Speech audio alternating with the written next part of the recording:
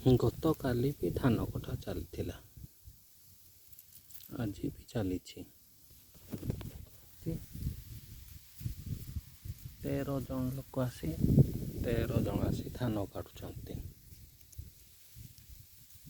ପାଖାପାଖି ମୁଁ 15 ବର୍ଷ ହେଲାଣି ଚାଷ କରୁଛି।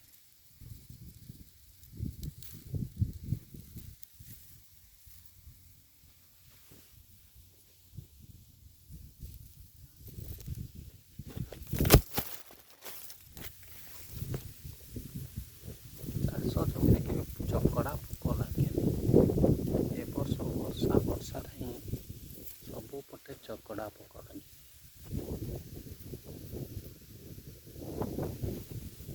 ଧାନ ତ ପାଚି ଆସିଥିଲାଣି, ସେଥିପାଇଁ ଚକଡ଼ା ପୋକ ଧାନର କିଛି ନଷ୍ଟ କରିପାରିଲେନି, କିନ୍ତୁ କୁଟା ଗୁଡ଼ା ସବୁ ନଷ୍ଟ ହୋଇଯିବ। ବେଶୀ ଦିନ ରହିବନି, ପଚିଯିବ। ତାପରେ ଗାଈମାନେ ଖାଇବା ପାଇଁ ପାଇବେ ନାହିଁ।